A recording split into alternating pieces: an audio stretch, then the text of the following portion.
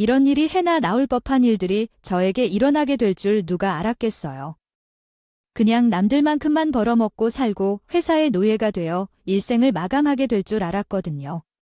평범하게 학창시절을 보내고 남들이 부러워할 대기업을 다니는 건 아니었지만 그럭저럭 연차가 쌓일수록 연봉이 오르는 중소기업에 다니면서 그렇게 결혼도 하고 아이도 낳고 하다가 은퇴를 하고 노후 작은 모아걸로 나은 인생을 보내다가 그냥 그렇게 물 흐르듯이 살아가게 될 줄 알았어요.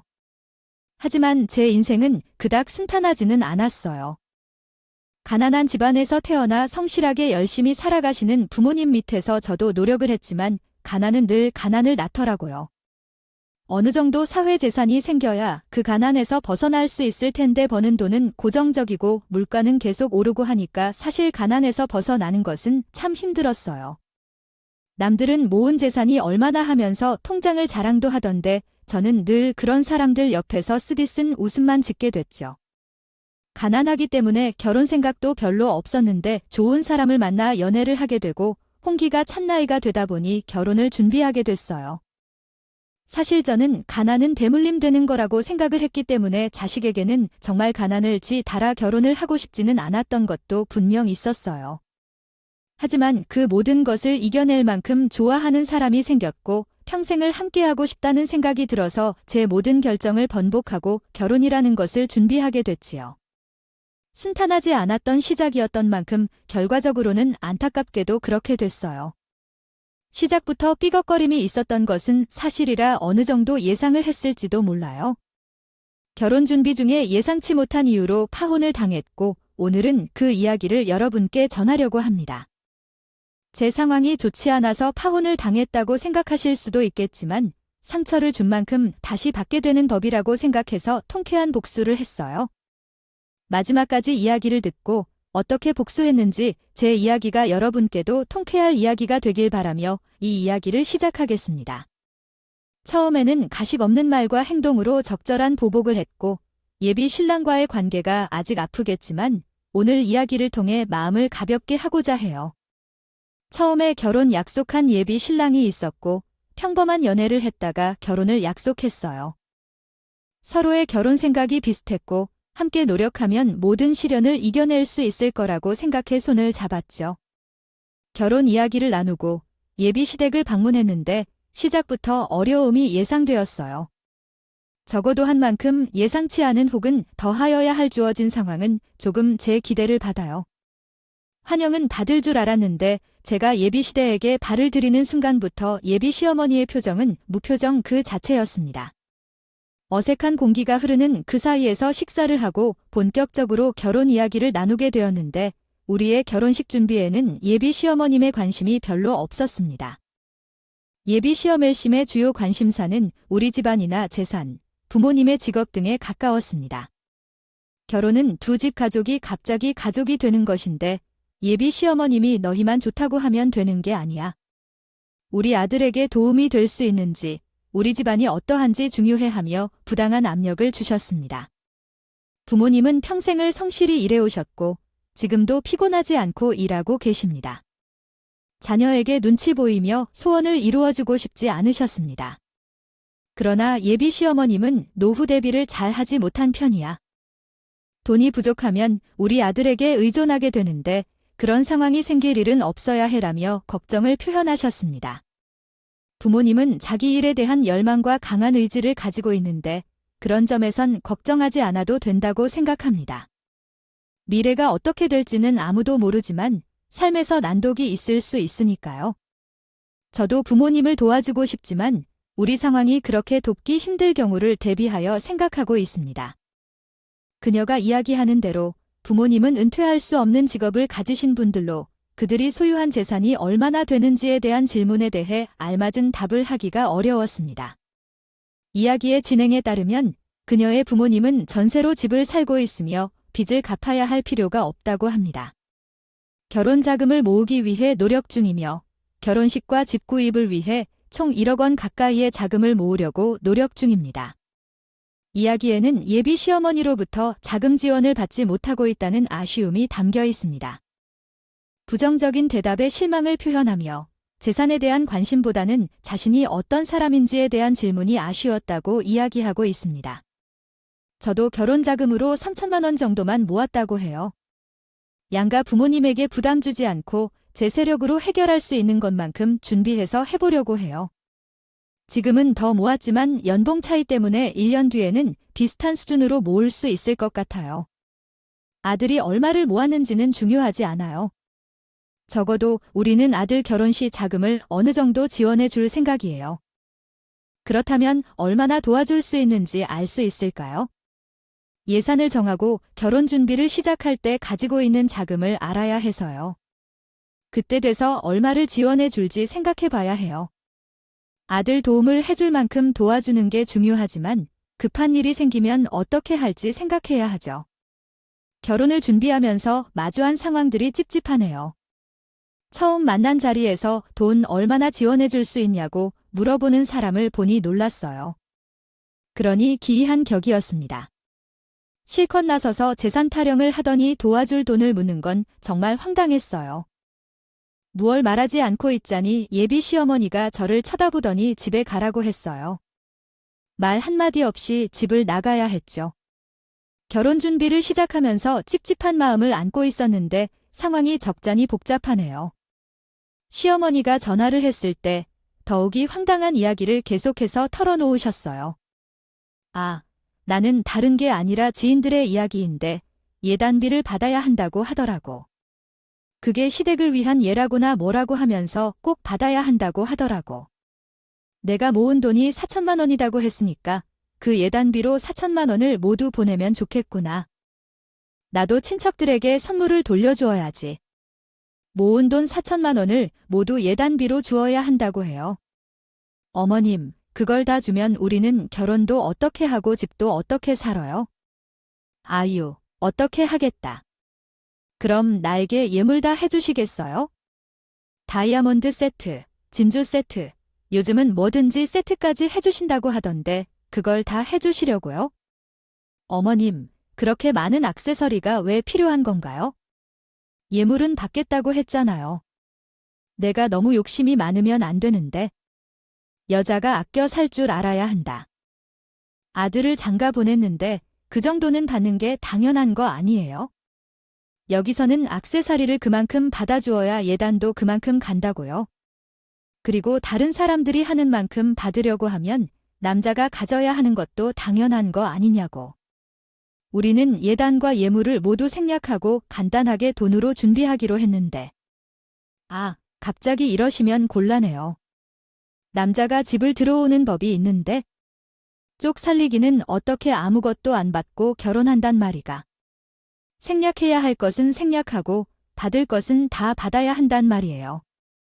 당연히 그만큼 모았으면 먼저 나서서 얼마를 예단비로 보내겠다 해야 한다는 생각도 해야죠. 휴, 너는 생각이 없구나. 센스도 없고 돈도 없고 나에게는 모든 돈을 사용해주고 그에게는 그가 모은 돈으로 예물을 하게 된다면 저희 부부는 돈 한 푼 없이 결혼을 해야 한다. 하지만 그것이 결국 양과 부모님에게 빚이 되는 것이다. 그녀는 어떤 답답한 이야기를 자꾸 하고 있어서 나는 그가 한 말의 의미를 이해하지 못했어. 어떤 일이든 돈은 다 나에게 보내라는 것이야. 그렇게 해서 주인님이 집을 주시고 결혼식 준비를 맡아주시겠다고 하신다면 제가 예단비로 4천만 원을 보내겠어요. 그게 아니라면 우리 부부 결혼금이에요. 결혼 준비를 하면서 빚내야 하는 지경인데 어떤 돈으로 최대한 준비해 볼게요. 나는 당연히 못 줄게라고 했고 앞으로는 그런 이야기를 하지 않으면 좋겠다고 통화를 마무리했어.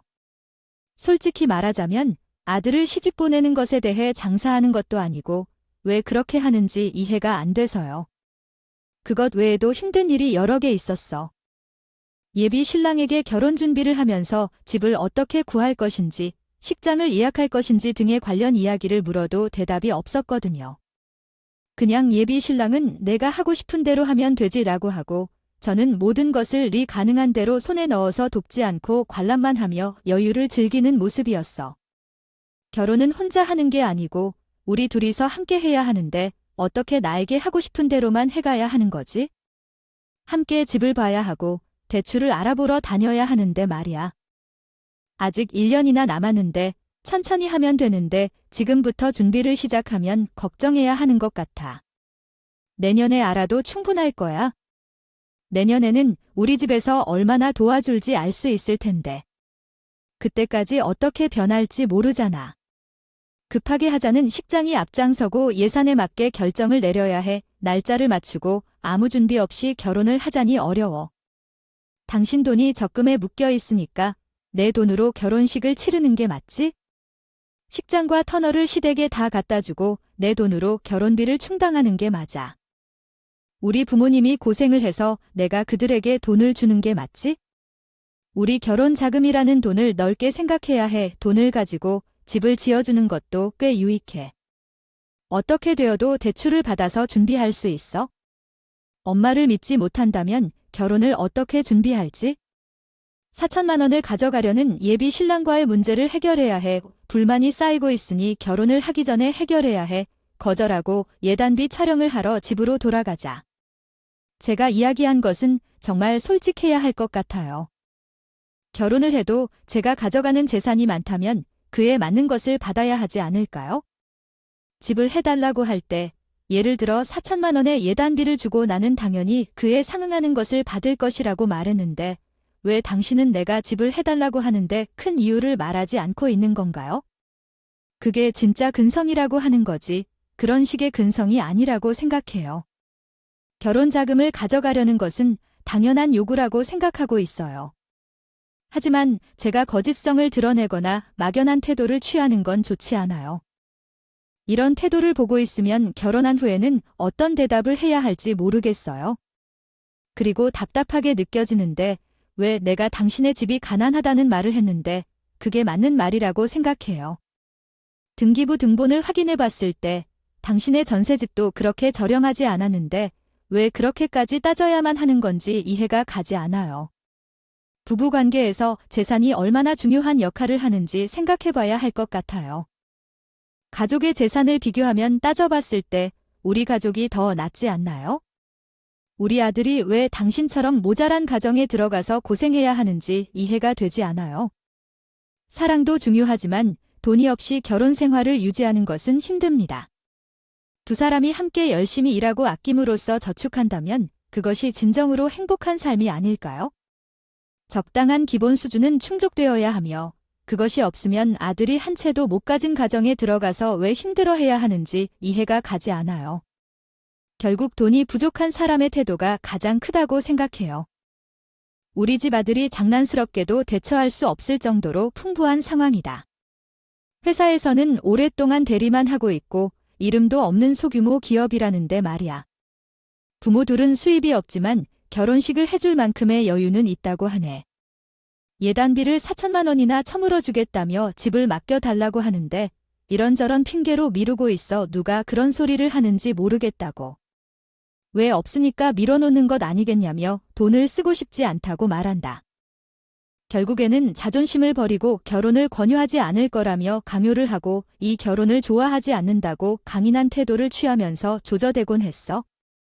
아들이 너한테 문제가 뭐냐면서 가난한 저에게서 아들을 홀대하지 않고 싶다며 이렇게 억지로 압박하며 결혼을 해야 한다며 소리치는데 왜 예단비를 요구했는데도 이해하지 못하는지 정말 어이가 없고 돈 없으니까 아들이 결혼을 포기하라는 소리였다고 합니다. 아직 예약조차 안 한데 예비 신랑도 묵묵히 있음에도 불구하고 가난한 제 편이 한 번 받아들여주는 말조차 없어. 정말 참으로 화가 나며 억울하다. 나는 결혼할 때 마음 한구석에서 눈물이 뚝뚝 떨어졌어요. 결혼 준비를 혼자 하게 될 건가 싶어서 예비 신랑이 있음에도 불구하고 혼자 가져갈 것만 같아서 마음이 무거웠어요. 그래도 함께 하자고 말했었던 예비 신랑은 아무 잘못이 없는 척하며 바쁘게 숨기는 모습을 보여주어서 마음이 지쳐버렸어요. 결혼을 해도 나만 힘들 것 같아서 압박감을 이겨내지 못하고 결국은 도망쳤어요.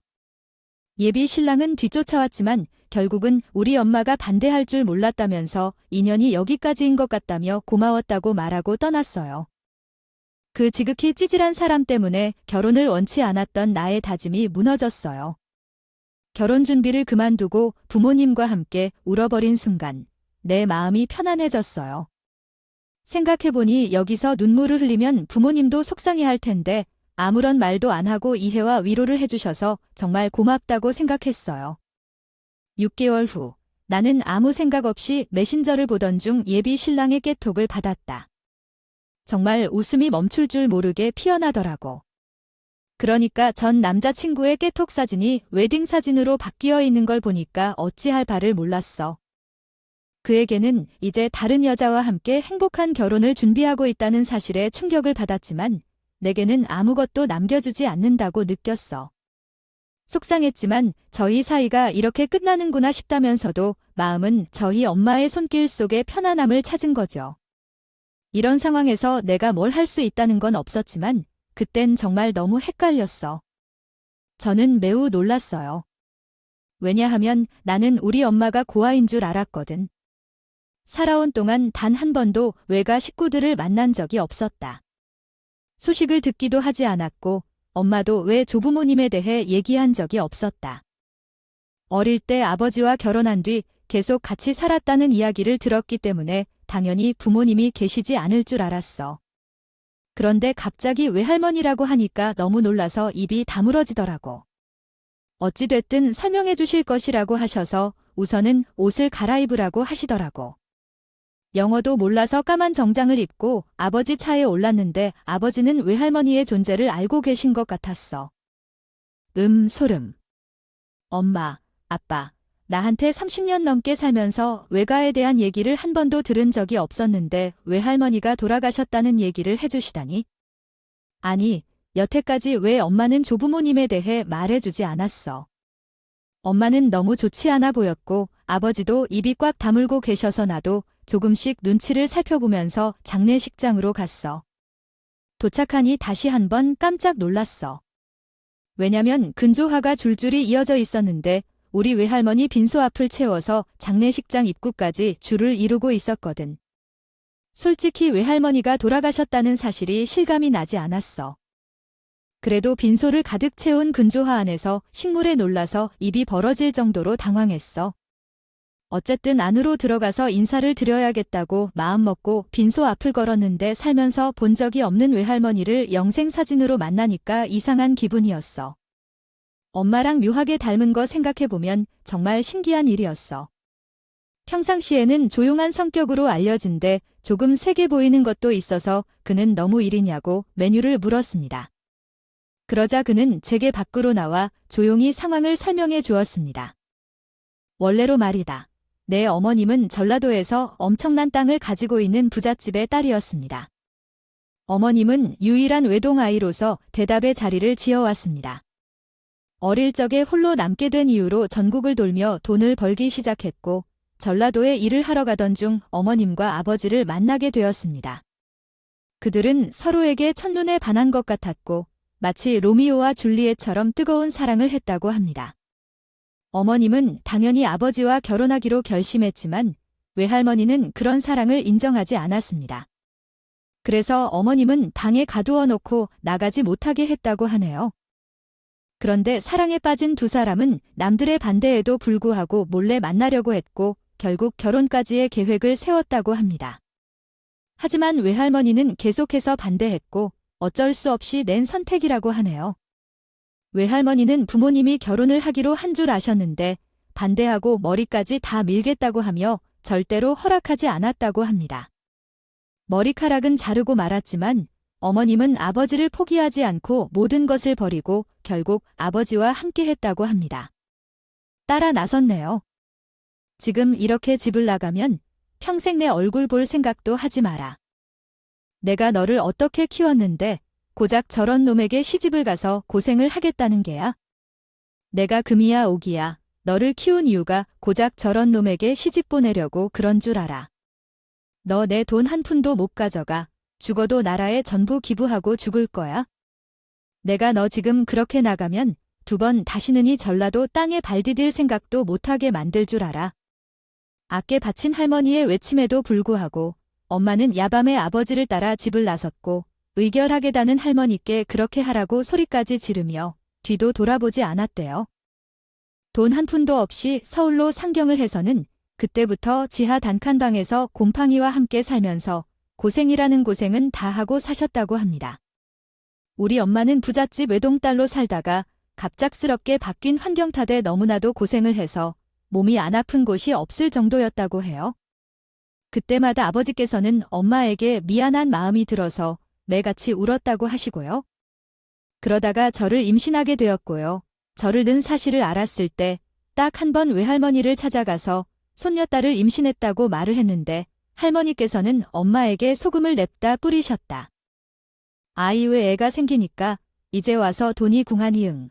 그렇게 내가 가지 말라고 했는데도 따라가서 더니만 이제 와서 아쉬운 마음이 들어서 그래 이 배 망덕한 년 부정타게 그딴 씨를 데리고 집으로 기어들어와 당장 가서 떼어버리고 새 출발할까 아니면 찾아오지도 마. 그 말에 엄마는 이를 갈면서 죽어도 이 집에는 발들이지 않기로 했다. 외할머니가 아픔을 겪고 있는 소식을 듣게 된 엄마는 결국 용기를 내어 병원을 찾았습니다. 그리고 외할머니의 모습을 보자마자 소리를 지르며 신명을 내셨어요. 하지만 외할머니는 엄마를 보고 화를 내며 이렇게 나에게 비교해왔다고 했습니다. 하지만 엄마는 여전히 외할머니의 마지막 모습을 한 번이라도 보고 싶었고 와도 되지 않으면 후회할 것이 낫지 않겠느냐는 말에 결국 병원을 찾게 되었습니다. 두 사람은 죽기 직전에 각자의 마음을 전하고 화해하며 마주한 듯 했습니다. 일주일 후에 할머니께서 소원을 이루게 되었습니다. 엄마도 이럴 줄 알았으면 중지로 찾아뵐 걸 그랬다면서 외할머니 영정사진 앞에서 눈물을 흘리셨는데 처음 번째는 외할머니였지만 저도 가슴이 뭉클해졌습니다. 저도 결국 남자친구가 6개월 만에 다른 사람과 결혼 준비를 한 것에 충격을 받았으며 심란한 상태였습니다. 엄마 이야기를 듣고 그 결정을 참 잘했다는 생각이 들었습니다. 사랑은 이런 것이구나 싶었기 때문입니다. 모든 것을 포기하고 사랑을 쫓아가는 것은 대단한 일이라는 생각이 들었습니다. 우리 부모님은 모든 것을 겪고 더 강해지셨습니다. 엄마는 모든 재산을 포기하고 가난 속에 빠져 계셨는데 이는 대단한 용기와 행동이라고 생각됩니다. 우울해하는 모습이 못난 것 같았고 그날 할머니 영정 앞에서 다짐했습니다.